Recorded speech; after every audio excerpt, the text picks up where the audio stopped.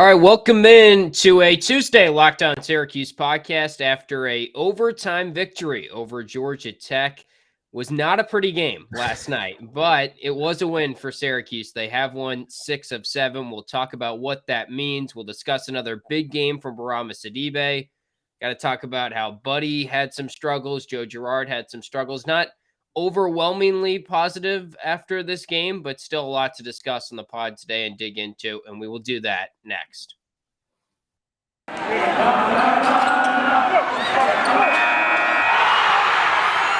You are Locked On Syracuse, your daily podcast on the Syracuse Orange, part of the Locked On Podcast Network, your team every day.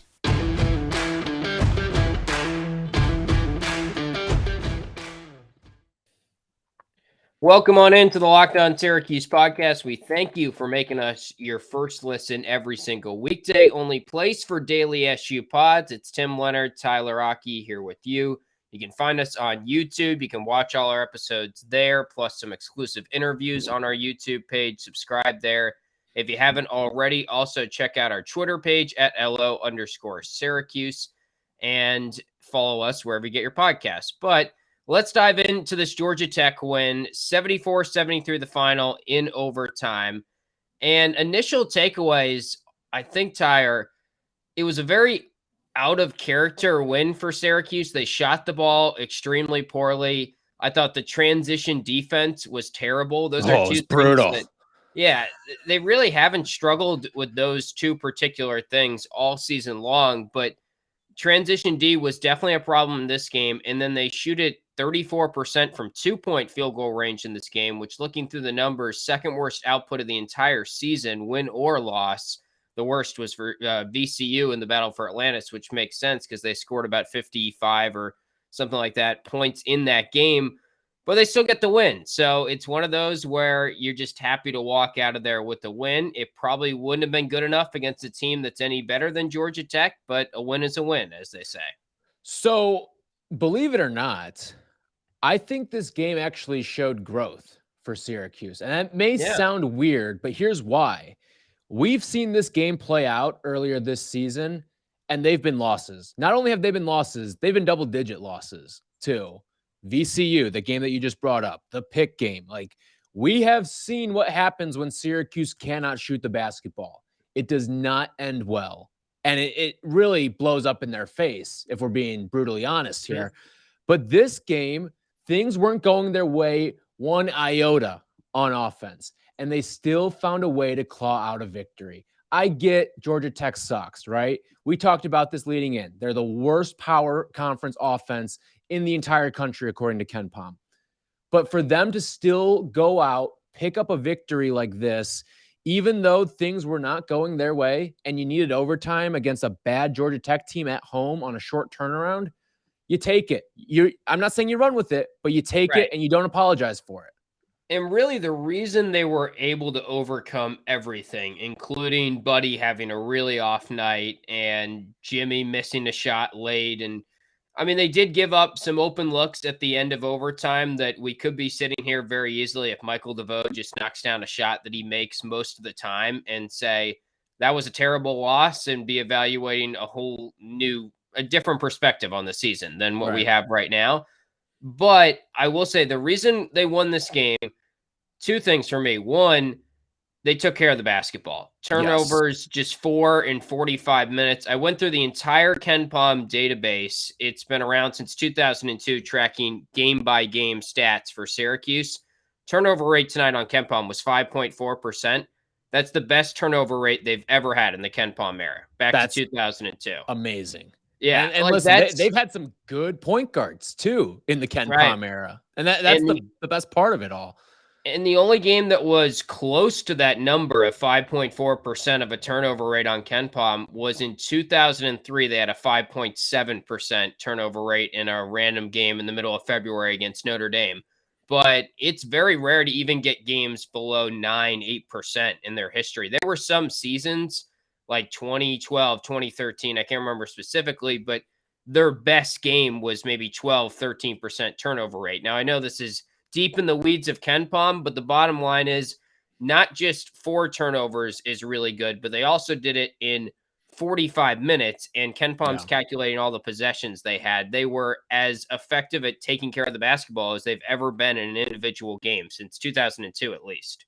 I look at it too. This is what made zero sense to me also is when you brought up the transition defense, because what starts a lot of transition defensive opportunities for a team? Turning the ball over. And for Georgia Tech to still come away with 14 fast break points, despite the fact that there were only 4 Syracuse turnovers in this game, didn't make a whole heck of a lot of sense to me, especially for a team that, pulls their team off the free throw line when they're shooting and tries to set up the defense, and a team that doesn't emphasize offensive rebounding a whole heck of a lot either, because you want to drop back into your defense and prevent some of these sort of opportunities as well. Didn't make a whole heck of a lot of sense, but you got to credit this team. Shots were not falling. It was probably one of the ugliest shooting performances I've seen from a Syracuse basketball team. Like 33% as a whole. You couldn't buy a bucket down the stretch. It was just ugly, ugly, ugly. But you still found a way to grit out a win, despite the fact that pretty much everything went against you in this game. You had 2 centers in foul trouble. Again, this is a zone. You are not supposed to get the ball on the interior in a zone, and Georgia Tech still comes away with 34 paint points. 20 of them came in the first half too. Like everything was it was a Murphy's Law game. Anything that could go wrong did go wrong, with the exception of turnovers. And that ultimately won you the game, I think. Yeah, and really the only thing that was going right in the first half was Jimmy Boeheim, and then he struggles throughout much of the second half. He gets the final shot in regulation. Interested to get your thoughts on this, because I know a lot of people were upset about it. I'm definitely not advocating for let's give it to Jimmy and clear out on the final possession. I'd probably rather have other guys in that situation. But at the same time, I don't think it deserved as much flack as maybe it got in the Twitter sphere or just the general reaction to it, because he was the leading scorer in the game. He got a pretty clean look going against a guy that was in foul trouble. It wasn't like the worst case scenario there. If the shot goes in, no one's, complaining that Jimmy Boeheim took the shot. It just didn't go in. I look at it, it's not something that's going to keep me up at night, but I'm not drawing the play up for him. Like, you have shooters on this team. You've got guys that can create spacing. I mean, you throw Samir Torrance out there and let him find a guy. I think that's your best course of action. You don't need a big out there in a final shot situation. I just think if Symir has the ball, then they're just staying on the shooters, and they're saying, Symir, go. And I don't want him handling the ball. Symir's gotten better when he gets in the lane of finishing too. And I don't think he would have necessarily taken the last shot, but I think that, I'm not advocating for that. I'm not either, for sure. But I mean, this was a game. I think you give it to Buddy, you give it to Joe, you give it to Cole. I mean, Cole was starting to heat up a little bit towards the end of the game. He put together a nice little performance after really struggling out of the gate. He rebounded nicely, not just in the sense of going up and grabbing rebounds, but bouncing back as well after a really rough start to this game. And like, listen, Buddy Boeheim's Buddy Boeheim. All right. I'll live with Buddy missing a last second shot. You can live with that. You can live with Joe missing a last second shot too. I just, there's too many guys I think that are above Jimmy Boeheim in my power rankings, and especially when it looks like the play was drawn up for him too. That's just something that it didn't sit well with me. But again, it's not going to keep me up at night. Yeah, I think any of those 4 guys are capable of, taking a game-winning shot and making it. Cole is interesting because I hear you. He did make some big shots, but we never really see him create his own shot in a quick and timely fashion. And I don't know if I necessarily would have power ranked him higher than Jimmy, which might get some pushback from people listening. I think Buddy and Joe, I probably would have power ranked higher because they've probably taken bigger shots at Syracuse and made bigger shots at Syracuse than Jimmy. And Jimmy, he probably should have made that shot. It wasn't the prettiest looking thing. And I think it was a little tougher too than maybe people gave it credit for being too. It was decently contested, a tough little shot that you have to get over I believe it was a bigger defender too. So, and like, people can bring up, oh, he was in foul trouble. Well, who cares if you foul there, right? Like, it's it could be the last play of the game. So it may be a moot point at the end of the day too. Yeah.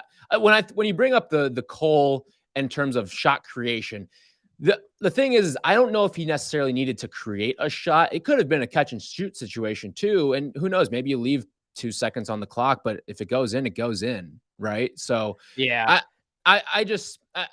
Jimmy's probably fourth among the guys that I would want taking that final shot. But again, it's not something even if Syracuse had lost this game, I'm not pointing to why did Jimmy Boeheim take the last shot as being the reason that this team lost the game. No, I'm pointing to the fact that they shot the ball putridly in that second half. They shot 29% in the second half.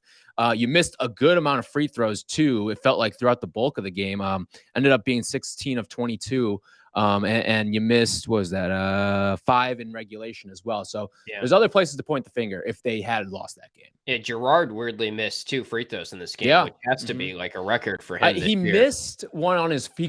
He went to the free throw line on the first trip, or it was like the first scoring chance for Syracuse, and he missed one. And I was like, this game's already given off weird vibes. Yeah. And boy, was I right in that estimation. It only went downhill from there. Well, one positive also in this game was Bourama Sidibe. We'll touch on him stepping up again, really coming through in overtime in just a second. First, I want to tell you about BetOnline because football might be over for this season, but basketball is in full steam for both pro and college hoops. From all the latest odds, totals, player performance props, to where the next fired coach is going to land, BetOnline.net is the #1 spot for all your sports betting needs. BetOnline remains the best spot for all of your sports scores, podcasts, and news this season. And it's not just basketball. BetOnline.net is your source for hockey, boxing, and UFC odds right to the Olympic coverage, which just ended, unfortunately, and more information. Head to the website today or use your mobile device to learn more about the trends and action. BetOnline, where the game starts. So Bourama Sidibe steps up again in this game, and I think he plays 16 minutes in total because Frank fouls out of the game. He's sort of forced into service in overtime. Had a nice take to the basket in overtime and scored. What was that? I mean, that was like I had to do a double take. That was like mellow vibes there. I mean, that was caught, unlike anything I've seen. Even put his head down. And, you know what? You know what's funny is we look at a play like that, and it's like, isn't that what Benny Williams is supposed to be doing? Isn't that like the catch, pump, boom, get to the basket, head down? It was fluid. It may have been the most athletic thing I've seen him do at Syracuse. You just don't see centers do that in general. Like that's not like that is a super athletic play for a big man to play with that sort of confidence and just kind of tuck your head and get to the hoop. Yeah, it's awesome to see him playing like this. And we talked about this a little bit on the last podcast when he played 18 minutes. Just good to see him out there. He's not quite what he used to be. He's not able to elevate. Like, they were able to get some rebounds at the end of the game over him. He does what he can, though, and I'll give him credit because he's a smart player. So even though he's not able to jump he used to or get out to a shooter as quick as he used to or whatever, I do feel like there's a sense of experience to his game now that he's just finding himself in the right spots. And I wish that Frank had a little bit more of that, but that just comes with playing for 4 or 5 years, like that's experience showing. So I've been impressed with Bourama in the past 2 games, and credit to Jim Boeheim because once this injury news came out about Jesse Edwards, he was like, yeah, I think Bourama can give us 15 minutes. And some people doubted it, and I sort of took it for his word, and it's kind of playing out that way so far. Yeah, and I'll be the first to admit I was one of the ones that doubted it. And now I do think there are times where he looks fish out of water. Like there are some offensive possessions where he is just so out of place. He is literally like trailing the ball. Like I remember there was one possession where I believe it was Jimmy, maybe it was Cole that was getting the ball on the block, and Bourama is just like standing around him and drawing another defender there.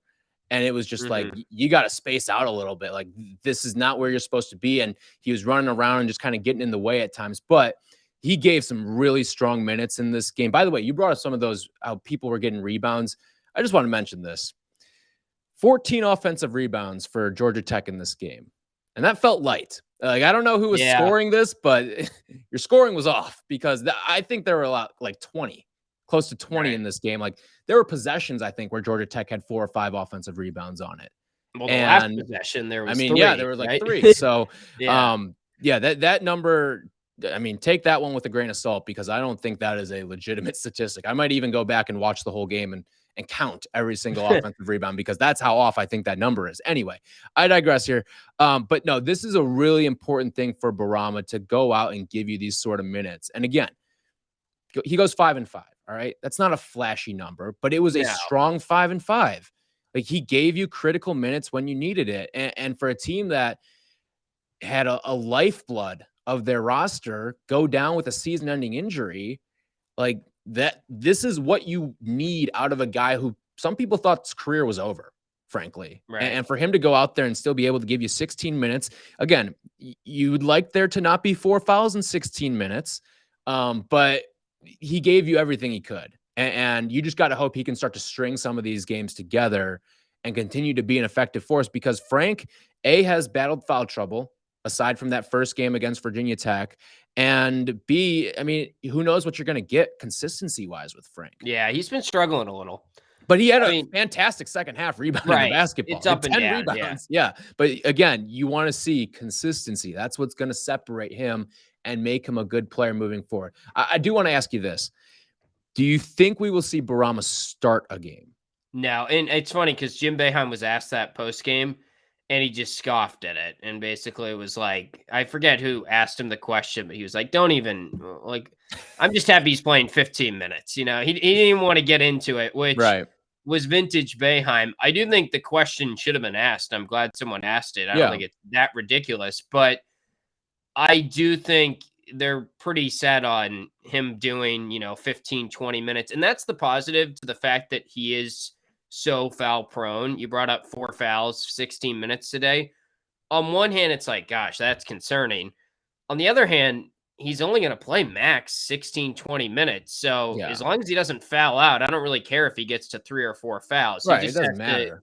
He can foul as long as his fouling doesn't lead to Frank fouling out. And what I mean by that is he comes in, picks up 2 quick ones in 3 minutes, and then you have to put Frank back in. As long as that's not what it leads to, then pick up all the fouls you want. You got 5 hard ones, do whatever you want with them. But as long as it doesn't lead to minimizing Frank's minutes, I think you're all right with that. It's going to be interesting to see how he fares as we get deeper into some tougher teams here. But I would imagine he only improves with games. I think the week of practice probably helped him. And it was just unrealistic probably to expect anything in that first game, which was, I guess, Virginia Tech was the first one that was without Jesse, where he came right in and really struggled because that was just his first game in 2 years or something. I mean, you got to keep in mind, the guy played 18 total minutes all of last season, and he's played a little over 30 minutes in the past 2 games now. So he's pretty much doubled that just in 2 games compared to all of last season. So to see what he's doing in, being off the court for so long, I know he's been practicing and stuff, but I think it's really impressive that he's out there. Just the stats are never going to be great. You brought up 5-5. Like, that's the ceiling of his statistical output probably. But he dove on a loose ball and he got us a jump ball and kept possession in overtime. Kept a couple balls alive too, where he didn't get credited with the rebound, but he tapped one out. I believe he got it to Buddy and it set up an extra possession. He made a couple plays too, where it's not going to show up in the stat sheet because guys missed shots. And I think this happened a couple times too. But he extended plays, and maybe Syracuse didn't get any second chance points out of it here, or maybe he didn't get credited with a rebound here. But he made a couple plays that were meaningful that didn't necessarily result in makes. But in this game, it didn't result in a make, but maybe he makes this play against Duke. Maybe he makes this play against Carolina. Maybe he makes it on Wednesday against Notre Dame, and it does lead to a 3, or it does lead to a big bucket at a certain point.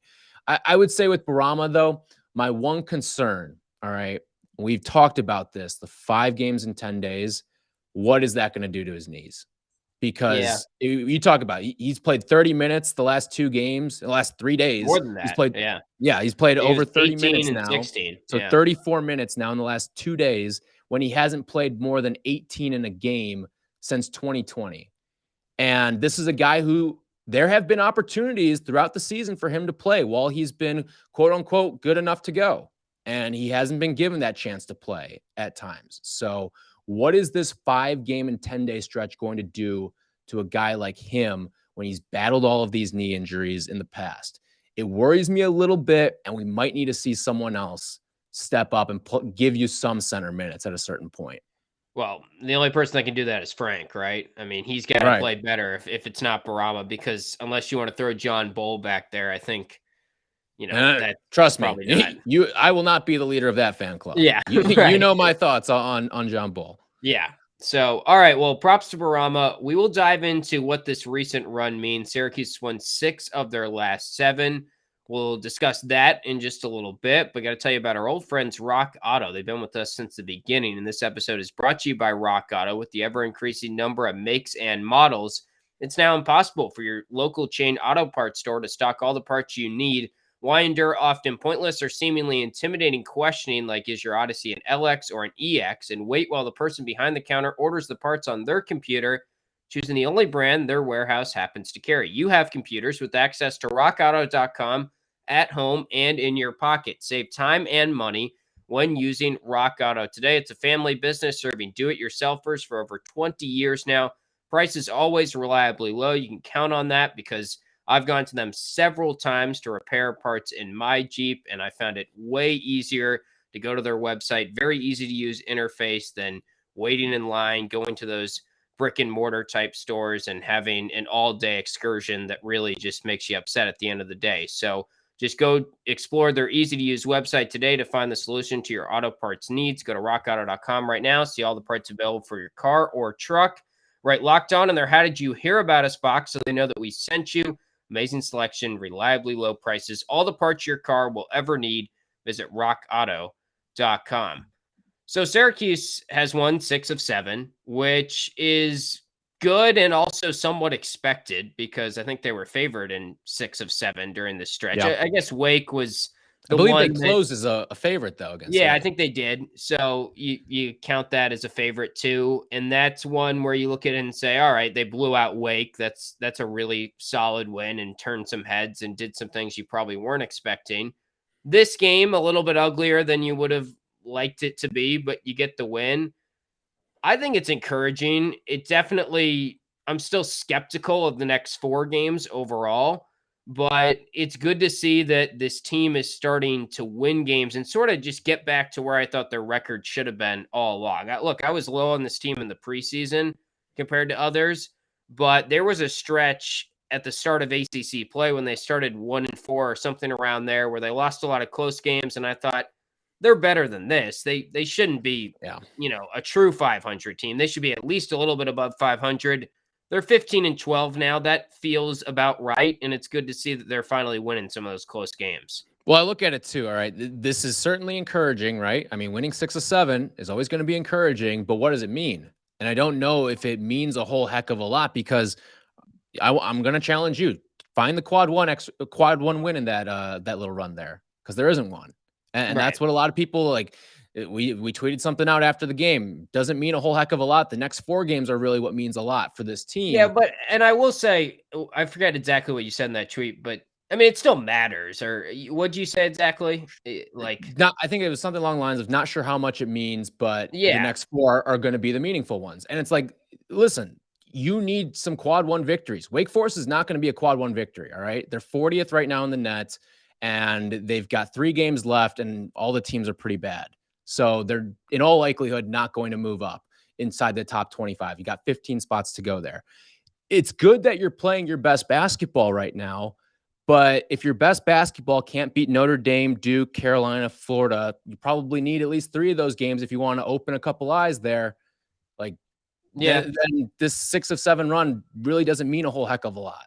Well, I'll say this. I think it does mean something because it kept you alive. It keeps you alive. Yeah, that's all I'm saying. The last 4 games that we're laying out that truly matter, I hear you on that. They would legitimately not matter at all. If it was 6 of 7 and you got Virginia Tech as one of those, I think it's a different conversation then. Like, if you traded the Wake game for a Virginia Tech or one of the other games for a Virginia Tech, I'd take that swap right now. I mean, I don't think it matters too much because that's a quad 1 win. Yeah, I guess, but 6 of 7 is 6 of 7. Like, I get the league's down. I get they got an easy stretch of the schedule. But if you're going to give up the Virginia Tech loss, then in theory, if you won 6 of 7 and beat Virginia Tech, then maybe you would have lost to someone worse too, right? I know what you're saying about Wake, but I think Wake it's borderline quad 1. And the fact that it's a quad 2 versus a quad 1, I get there's a cutoff there, but it's still a blowout win against a team that's ranked 40th in I the mean, net. Wake That's Forest still, is closer to a quad 3 than a quad 1 right now. I mean, it's So 40th in the net, right? Isn't that the yeah, ranking? yeah, So top 25 in the net is quad 1 win at home. right. And top 50 is quad 2, so you're closer to a quad 3 than you are to a quad 1. Is it top 50? I always thought it was like top 75, but I thought top I can't 75 keep was track. quad 3, but I could be wrong there too. Yeah, I don't know. But anyway, I guess what I'm saying is you beat Wake Forest, which on paper is a better team than Virginia Tech, and you blew them out. So I don't have, whether it was Virginia Tech or Wake, I don't know if it makes a huge difference. I do think the quads matter, and I'm usually in agreement with that. But I don't know. We're still far away from talking about the NCAA tournament. I totally agree with Right. that. I guess what I'm saying is it's just still good to see that Syracuse is winning games, and it still matters from a standpoint of you don't want to go below 500. You want to keep the spirits high. You want to have some momentum for the program going into next season. You don't want to fall to a newer level of low than you have in recent seasons. Jim Boeheim's 3 wins away from 1,000. I think that'd be cool to get this season. There's still stuff that you're playing for, even if the NCAA tournament is still a long shot at this point. Right. And we kind of talked about this yesterday. Like, ACC is wide open. As long as you don't draw Duke, you're going to have a chance to get to the ACC championship game. Like, there are games to be had out there in the ACC tournament. And that's why this final 4-game stretch is so important. You have to go out there and do something with these games, because if you're not, then you're basically pissing away all the progress that you made by winning 6 of 7 here. And I just want to say that, like, people can point at us and say, oh, you're acting all negative with this. Don't be the rah, you guys are fake, phony fans at us, and then MF this team when they go 0-4 during this next 4-game stretch, because like the warning signs have been out there all season long. So they need to start racking some wins against some good teams. And this is a great stretch. That's how meaningful this 4-game stretch is. You can literally change the narrative of your entire season. You know what we're going to forget about if you go 3-1 down this 4-game stretch? We're going to forget about that Colgate loss. We're going to forget about that VCU loss, because if you go 3-1 down the stretch, you're really putting yourself in a nice little spot heading into the ACC tournament. Yeah, it's exciting that they're at least still in the conversation, and that's what this recent run has done. I don't really think it's a conversation to be had in terms of the NCAA tournament, but there's still reason to watch Notre Dame on Wednesday, and there's reason to talk yourself into the NCAA tournament if they do pick off some wins here against some quality teams. I do think my confidence level in a Notre Dame win probably went down after this game because it goes to overtime. They looked really tired at the end of the game. Shots were coming up short. Buddy's missing a couple that it just felt like he didn't have his legs towards the end. And I don't blame him because he plays 42, 43 minutes. And it is pretty amazing. Buddy played 42 minutes in this game, I think, officially. Did not register a single rebound. Like, you'd think he would just luck into one. He gets tapped one or something like that. Yeah, that's the 2-3 zone, I guess. He's just not worried about that. Although the team didn't do a great job of getting back on defense in this game. So I don't know what to make of that stat too much. It's a little concerning. But I think we'll preview Notre Dame on tomorrow's show. It's going to be a tough matchup. If you win that, though, then it's starting to get fun, where 7 of 8 in a Notre Dame and a Wake win, and you got Duke on Saturday, and there's a lot to play for in that game. Yeah, I mean, well, if you beat Notre Dame, you become Alan from The Hangover, and the numbers start moving in front of you a little bit. Like that's what happens if you beat Notre Dame. It's one of those.